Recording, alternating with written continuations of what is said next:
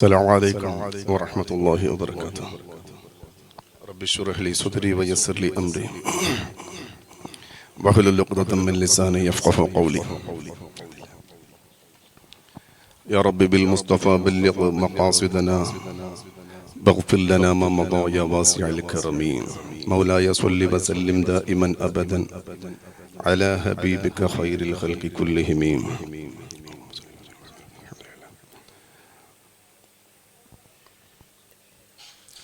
ഖൈബർ യുദ്ധം കൊടുമ്പിരി കൊണ്ട സമയത്ത് മുത്തുനബി സല്ലല്ലാഹു അലൈഹി വസല്ലം തങ്ങൾ സ്വഹാബത്തിനെ ചാരേക്ക് വിളിച്ചുകൊണ്ട് പറയുന്നു, നാളെ യുദ്ധത്തിന്റെ പതാക ഞാൻ ഒരു വ്യക്തിയെ ഏൽപ്പിക്കും. ആ വ്യക്തി നാളെ ഖൈബർ കീഴടക്കും. മുത്തുനബി സല്ലല്ലാഹു അലൈഹി വസല്ലമ തങ്ങൾ അങ്ങനെ പറയുകയും പിറ്റേ ദിവസം അലി റളിയല്ലാഹു അൻഹുവിനെ വിളിച്ചുകൊണ്ട് പതാക കയ്യിൽ ഏൽപ്പിക്കുകയാണ്. മുത്തുനബി സല്ലല്ലാഹു അലൈഹി വസല്ലമ തങ്ങൾ പറഞ്ഞത് പ്രകാരം തന്നെ ഖൈബർ കീഴടക്കി. അതായത് മുത്തുനബി സല്ലല്ലാഹു അലൈഹി വസല്ലമ തങ്ങൾ നിശ്ചയിച്ച വ്യക്തി മുത്തുനബിയുടെ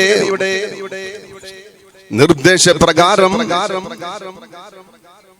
ഉദ്ദേശപ്രകാരം തന്നെ കാര്യങ്ങൾ നടപ്പിലാക്കുന്നു. അതേ പ്രകാരം തന്നെയാണ് റൗള ഷരീഫ് സിയാറത്ത് ചെയ്തുകൊണ്ടിരിക്കുന്ന സമയത്ത് സുൽത്താനുൽ ഹിന്ദ് ഖാജ മുഈനുദ്ദീൻ ചിസ്തി റളിയല്ലാഹു അൻഹു തങ്ങൾ മുത്തുനബി സല്ലല്ലാഹു അലൈഹി വസല്ലമ തങ്ങളുടെ നിർദ്ദേശപ്രകാരം തന്നെയാണ് ഇന്ത്യയിലേക്ക് എത്തിച്ചേരുന്നത്. ഇന്ത്യയിലുള്ള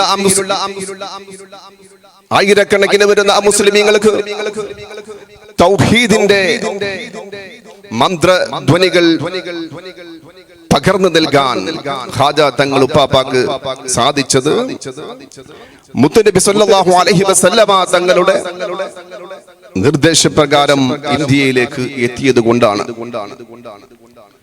ആ ഖാജ തങ്ങൾ ഇന്നും ഇന്ത്യയുടെ നേതാവായി തന്നെ, ഇന്ത്യയുടെ രാജാവായി തന്നെ സ്പിരിച്വലി ആത്മീയമായി നേതൃത്വം നൽകിക്കൊണ്ടിരിക്കുന്നു. ആ ഖാജ തങ്ങൾ ഉപ്പാപ്പാന്റെ ഉറൂസ് മജ്ലിസിലാണ് നാം ഇപ്പോൾ ഉള്ളത്. അല്ലാഹു തആല സ്വീകരിക്കുമാറാകട്ടെ. മഹാന്മാരുടെ ചരിത്രങ്ങൾ നാം സ്മരിക്കുമ്പോൾ ഉരുവിടുന്ന സമയത്ത്, അവരുടെ ചരിത്രങ്ങൾ നാം പറയുന്ന സമയത്ത്, അവരുടെ കഥകൾ നാം പകർന്നു നൽകുന്ന സമയത്ത് നമ്മിൽ ഉണ്ടാകേണ്ട മാറ്റം എന്താണ്? നാം അതിൽ നിന്ന് ഉൾക്കൊള്ളേണ്ട പാഠം എന്താണ്? മഹാന്മാരുടെ ചരിത്രങ്ങൾ നമുക്ക് പഠിപ്പിച്ചു തരുന്നത് കഠിനാധ്വാനത്തിന്റെ, ത്യാഗത്തിന്റെ കഥകളാണെങ്കിൽ അവർ ചെയ്തതുപോലെ നമുക്ക് ചെയ്യാൻ കഴിയില്ല എങ്കിലും നമ്മുടെ ജീവിതത്തിന് ഇന്നു മുതൽ ചെറിയ ഒരു മാറ്റമെങ്കിലും വരുത്താൻ നമുക്ക് അവരുടെ ചരിത്രങ്ങൾ ഉരുവിടുന്നത് കൊണ്ട്, സ്മരിക്കുന്നത് കൊണ്ട് കഴിഞ്ഞേക്കാം. അല്ലാഹു തആല തൗഫീഖ് നൽകി അനുഗ്രഹിക്കുമാറാകട്ടെ. ഞാണിൽമേൽ നടക്കുന്ന ഒരു സർക്കസുകാരൻ ഉയരത്തിൽ കെട്ടിയ കയറിലൂടെ വീഴാതെ നടക്കുന്നുണ്ടെങ്കിൽ എന്തുകൊണ്ടാണ് അദ്ദേഹത്തിന് അതിന് കഴിയുന്നത്? നമ്മളുടെ മറുപടി ആൻസർ അദ്ദേഹത്തിന്റെ എക്സ്പീരിയൻസ് കൊണ്ട്, അല്ലെങ്കിൽ അദ്ദേഹത്തിന്റെ പ്രാക്ടീസ് കൊണ്ടാണ് അദ്ദേഹം ഉയരത്തിൽ കെട്ടിയ ഒറ്റ കയറിൽ വീഴാതെ ബാലൻസ് ചെയ്തുകൊണ്ട് നടക്കുന്നത് എന്നാണ് എങ്കിൽ ഞാൻ ചോദിക്കുന്നത്, അദ്ദേഹം പ്രാക്ടീസ് കൊണ്ടാണ് നടക്കുന്നത് എങ്കിൽ അദ്ദേഹം നടന്നത് കൊണ്ട് പ്രാക്ടീസ് ആയതാണോ, അതല്ല പ്രാക്ടീസ് ആയതുകൊണ്ട് നടന്നതാണോ? ഒരിക്കലും പ്രാക്ടീസ് ആയതുകൊണ്ട് നടക്കുന്നതല്ല, നടന്നതുകൊണ്ട് പ്രാക്ടീസ് ആയതാണ്. 100 മീറ്റർ ഓട്ടം 10 സെക്കൻഡിന്റെ ഉള്ളിൽ ഫിനിഷ് ചെയ്യുന്നത്, അതിന്റെ പുറകിൽ എന്താണ്? തന്നേക്കാൾ ഉയരത്തിൽ നാട്ടിവെച്ച ബാർ അത് ക്ലിയർ ചെയ്യുന്ന ഹൈ ജമ്പ് മാൻ അതെങ്ങനെ ക്ലിയർ ചെയ്യുന്നു? അതല്ലെങ്കിൽ ഏതെങ്കിലും ഭൗതിക മേഖലയിൽ അത്യുന്നതയിൽ വിരാജിക്കുന്ന ഏതെങ്കിലും മത്സര പരീക്ഷകളിൽ 1ാം റാങ്കും 2ാം റാങ്കും നേടിയവരുടെ കഥകൾ, ചരിത്രങ്ങൾ നാം ഒന്ന് പരിശോധിച്ചാൽ നമുക്ക് കാണാൻ കഴിയുന്ന യാഥാർത്ഥ്യം ഒരു കഠിനാധ്വാനത്തിൻ്റെതാണെങ്കിൽ, ഒരു ഹാർഡ് വർക്കിൻ്റെതാണെങ്കിൽ, ഭൗതിക മേഖല, ഭൗതികമായ ഇവിടത്തെ സുഖങ്ങളെല്ലാം നശ്വരമാണെന്ന് മനസ്സിലാക്കുന്ന ആത്മീയ മേഖലകളിൽ ഉന്നതയിൽ എത്തിച്ചേർന്ന മഹാന്മാർ, അവരുടെ ത്യാഗത്തിന്റെ കഥ എങ്ങനെയായിരിക്കും? അസറിന് ശേഷം ഷാദുലി അഹ്സനി ഉസ്താദ് ഇവിടെ ചൊല്ലി റിയാദുസ് സാലിഹീന്റെ തുടക്കത്തിലുള്ള ശഫീഈ ഇമാം പാടിയ കവിത ഇന്ന ലില്ലാഹി ഇബാദൻ ഫൂതനാ. അല്ലാഹുവിന് ഷാർപ്പ് ഇന്റലിജൻസ് ഉള്ള, കുശാഗ്ര ബുദ്ധിയുള്ള ബുദ്ധിമാന്മാരായ അടിമകളുണ്ട്. അവർ ത്വലാഖ് ചൊല്ലി. ത്വലഖു ദുനിയ വഖാഫുൽ ഫിതന നദറു ഫീഹാ ഫലമ്മാ അലിമു അന്നഹാ ലൈസത് ലിഹയ്യിൻ വതനാ. ഈ ദുനിയാവും ആഖിറവും കൂടി അവർ കമ്പയർ ചെയ്തുകൊണ്ടൊന്ന് തൂക്കി നോക്കി. എന്നിട്ട് ദുനിയാവ് ജീവിക്കാൻ പറ്റിയ സ്ഥലമല്ല എന്നവർ മനസ്സിലാക്കി. അങ്ങനെ ദുനിയാവിന്റെ ത്വലാഖ് ചൊല്ലിയ മഹാന്മാരുടെ ഹാർഡ് വർക്ക്, ഈ ദുനിയാവിന്റെ നശ്വരത മനസ്സിലാക്കിയ മഹാന്മാർ, അവർ ഈ ദുനിയാവിലെ അത്യുന്നതമായ സോപാനത്തിലേക്ക് ഉയർന്ന ആളുകൾ ചെയ്തതിന്റെ 10 മടങ്ങ് കഠിനാധ്വാനത്തിന്റെ കഥകൾ പറയാനുണ്ട്. ഷാദുലിയിൽ ഒരു വഴിയുണ്ട്. ഇൽസമിൽ ബാബാ ഇൻ അശ്ഖതൽ ജമാല വഹ്ജറിൻ നൗമാ ഇൻ ആറതൽ കമാല. വഹ്ജറിൻ നൗം, അവർ ഉറക്കത്തെ വെടിഞ്ഞു, വൈറ്റ് നൈറ്റ് ആക്കി മാറ്റി. കമാലിനെ ഉദ്ദേശിക്കുന്നവർ, പരിപൂർണതയിലെത്താൻ ആരാണ് ആഗ്രഹിക്കുന്നത്? അവർ രാത്രിയെ പകലാക്കി മാറ്റണം. അല്ലാഹു തആല തൗഫീഖ് നൽകുമാറാകട്ടെ. മറ്റൊരു വരിയിൽ കാണാം,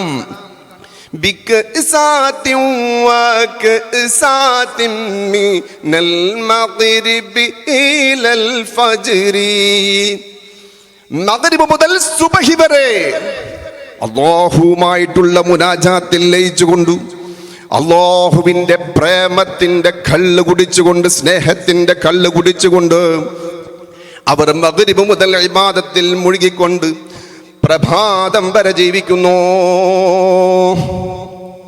തഅലീമുൽ മുതഅല്ലിമിൽ കാണാം ഒരു വരി, ബിഖദ്രിൽ കദ്ദി തുക്തസബുൽ മആലി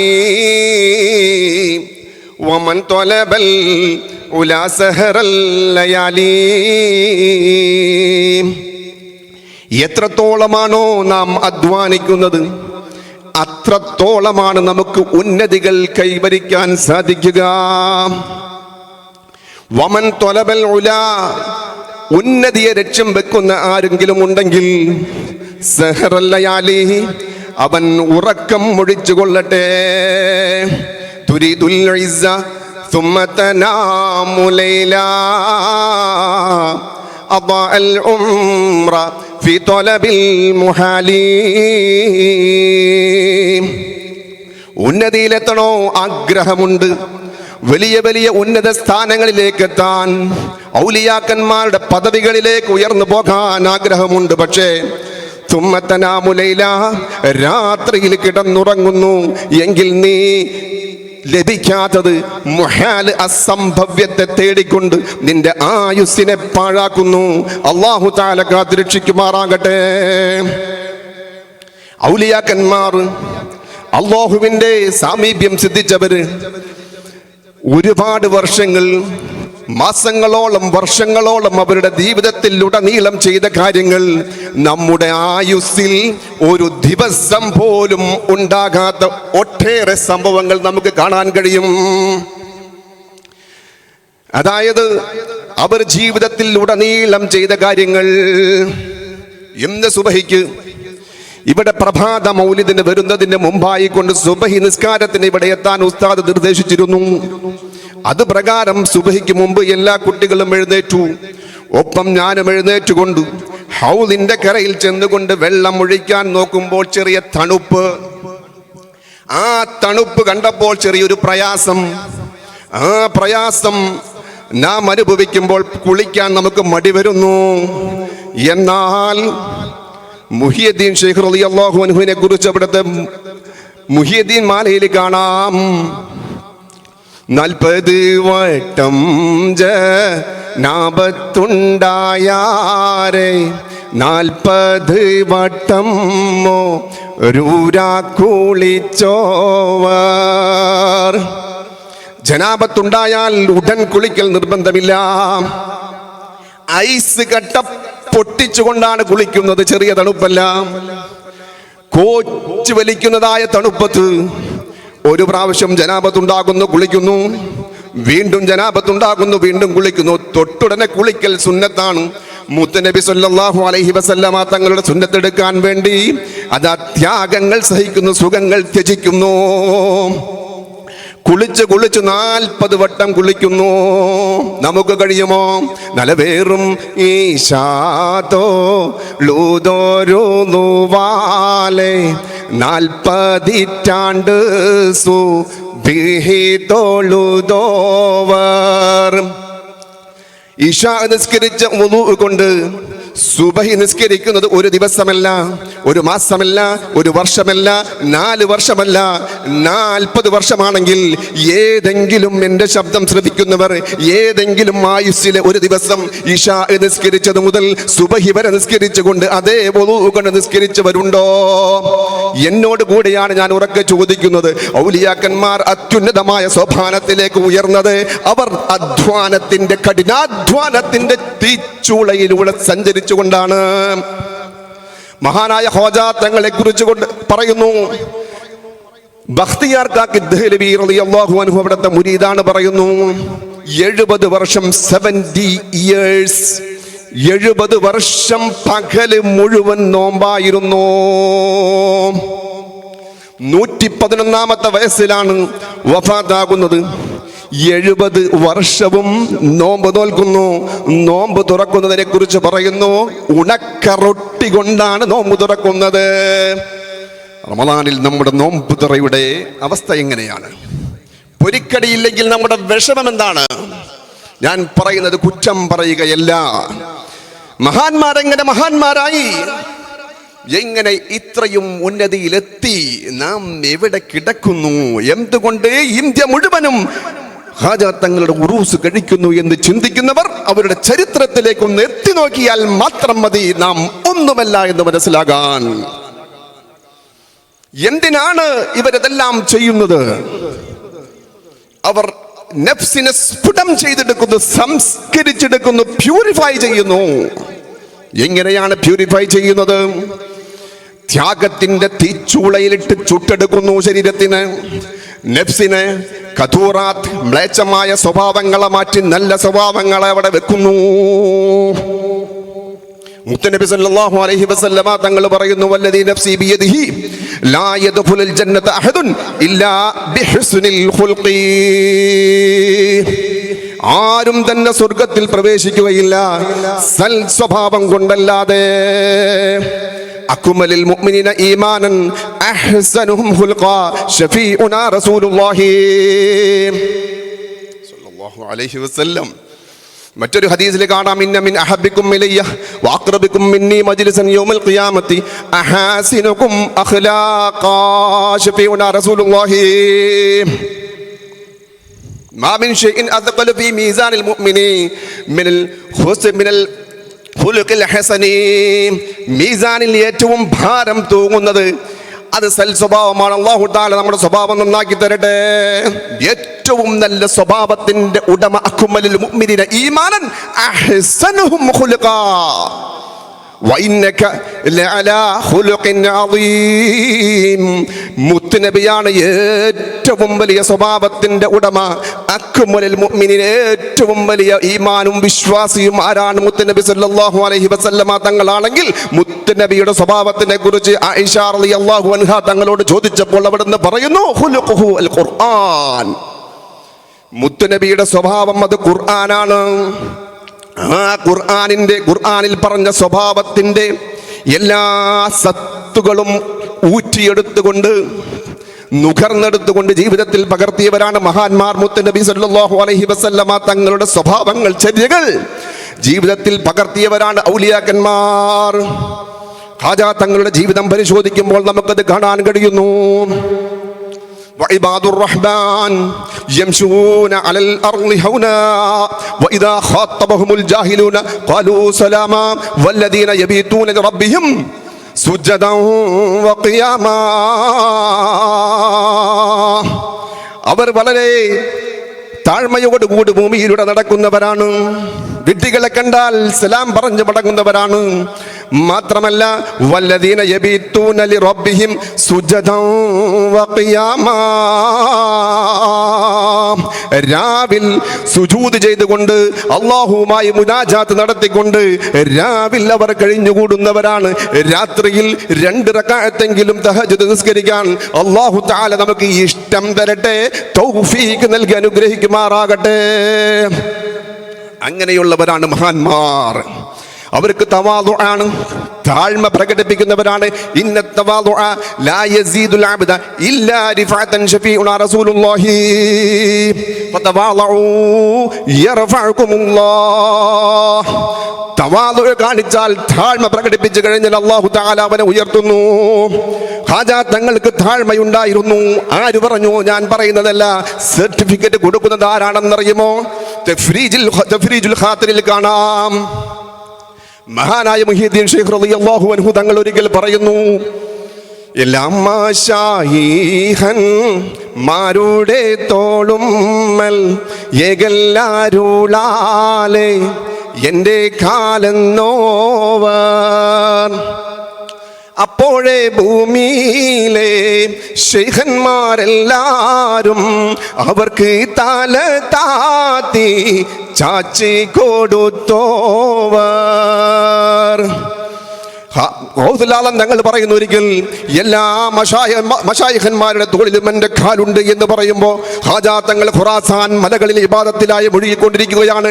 ആ കേട്ട പ്രവചനം, പ്രഖ്യാപനം കേട്ടു, എൻ്റെ കാലി എല്ലാവരുടെയും എല്ലാ മശായിഖന്മാരുടെയും ഔലിയാക്കന്മാരുടെയും പെരടയിലുണ്ട് എന്ന് പറയുമ്പോൾ ആദ്യമായി കൊണ്ട് തലതാഴ്ത്തി കൊടുത്തത് ഖാജാ മുഈനുദ്ദീൻ ചിശ്തി റളിയല്ലാഹു അൻഹു തങ്ങളാണെന്ന് തങ്ങൾ കൂടെയുള്ളവരോട് പറയുന്നു. ഗിയാസുദ്ദീൻ എന്നവരുടെ മകൻ മുഈനുദ്ദീൻ ചിശ്തി തങ്ങൾ താഴ്മ പ്രകടിപ്പിച്ചുകൊണ്ട് അല്ലാഹുവിലേക്കും മുത്തുനബി സല്ലല്ലാഹു അലൈഹി വസല്ലമ തങ്ങളിലേക്കും അടുത്തിരിക്കുന്നു എന്ന് ഔസുല്ലാഹ് തങ്ങൾ പറഞ്ഞതായി തഫ്രീജുൽ ഖാത്തിറിൽ കാണാം. അവർ തവാളുഇന്റെ ഉടമകളാണ്.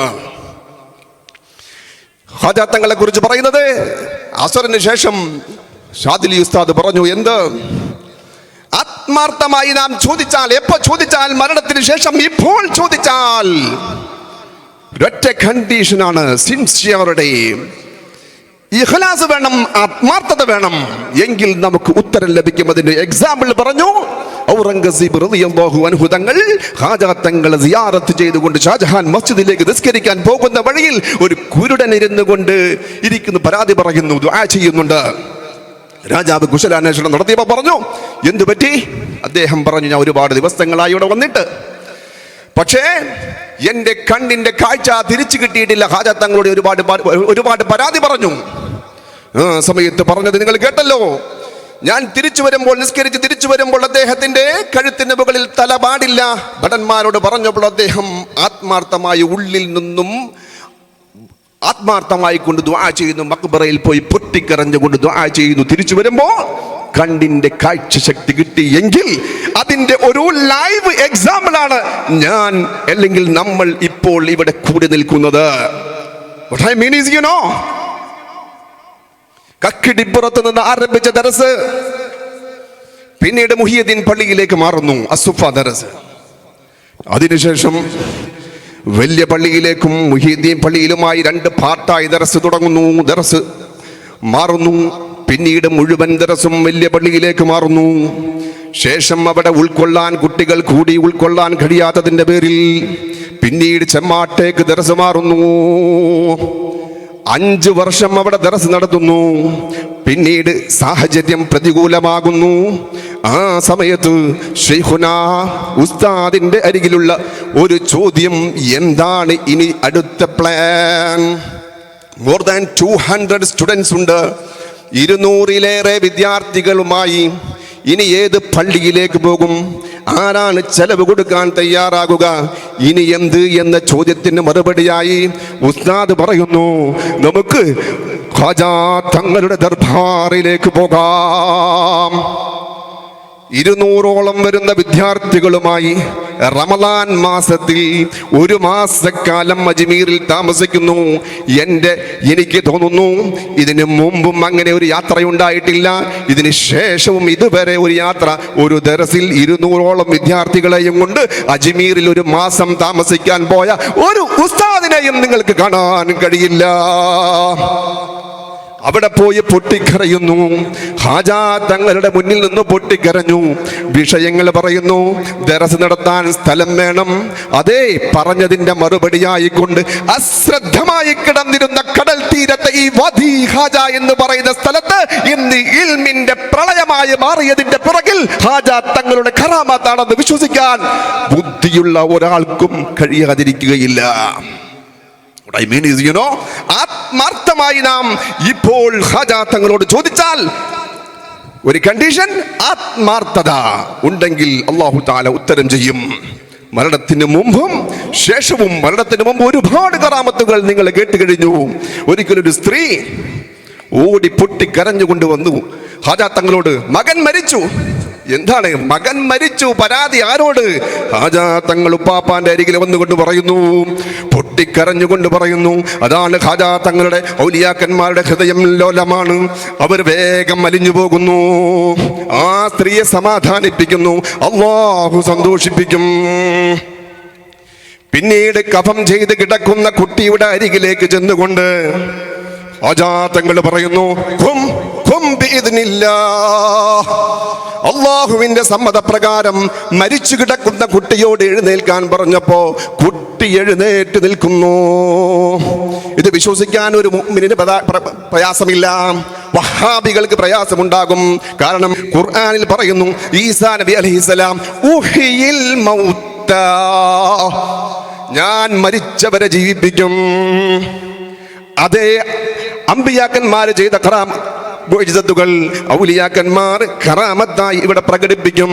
അത് വിശ്വസിക്കാൻ വഹാബികൾക്ക് പ്രയാസം കാണും, മുഅ്മിനീങ്ങൾക്ക് പ്രയാസമില്ല. അല്ലാഹു തആല കാത്തുരക്ഷിക്കുമാറാകട്ടെ. നാം എന്ത് ചെയ്യണം?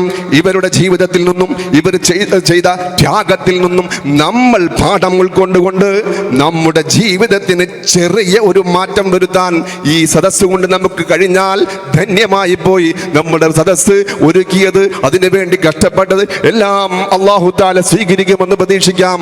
അല്ലാഹു തആല തൗഫീഖ് നൽകി അനുഗ്രഹിക്കുമാറാകട്ടെ. കാരണം മുത്തനബി സല്ലല്ലാഹു അലൈഹി വസല്ലമ തങ്ങൾ പറയുന്നുണ്ട്, നാം എന്ത് ചെയ്താൽ മതി? നല്ല ആളുകളെ സ്നേഹിച്ചാൽ മതി, നാം രക്ഷപ്പെടും. കാരണം മുത്തുനബി സല്ലല്ലാഹു അലൈഹി വസല്ലമ തങ്ങളോട് ഒരിക്കൽ ഒരു സഹാബി വന്നുകൊണ്ട് പറയുന്നു, അനസ് റളിയല്ലാഹു അൻഹു തങ്ങളെ തൊട്ട് റിപ്പോർട്ട് ചെയ്യുന്ന ഹദീസിൽ കാണാം, അന്ന റജുലൻ സഅല നബിയ സല്ലല്ലാഹു അലൈഹി വസല്ലം ഖാല മതസ്സാഅ. ഒരു വ്യക്തി വന്നുകൊണ്ട് ചോദിക്കുന്നു, നബിയേ, എന്നാണ് ഖിയാമത്ത് നാൾ? മുത്തുനബിയോട് ചോദിക്കുന്നു, ഖാല മത്തസ്സാ, എന്നാണ് ഖിയാമത്ത് നാൾ? മുത്തുനബി തിരിച്ചു ചോദിച്ചു, വമാദാ അഅദത ലഹ്, നീ എന്താണ് ഖിയാമത്ത് നാളിനെ കുറിച്ച് ചോദിക്കുന്നുണ്ടല്ലോ, what you have prepared for that, നീ എന്താണ് പ്രിപ്പറേഷൻ നടത്തിയിട്ടുള്ളത്? നീ ഖിയാമത്ത് നാൾ വരാൻ കാത്തു നിൽക്കുകയാണോ? നീ എന്താണ് തയ്യാർ ചെയ്തിട്ടുള്ളത്? അദ്ദേഹം ആ സ്വഹാബി മറുപടി പറയുന്നു, ഖാല ലാ ശൈഅ ഇല്ലാ അന്നി ഉഹിബ്ബുല്ലാഹ വറസൂലഹു സ്വല്ലല്ലാഹു അലൈഹി വസല്ലം. ഫഖാല മുത്തനബി തങ്ങൾ പറയുന്നു, അൻത മഅമൻ അഹ്ബബ്ത,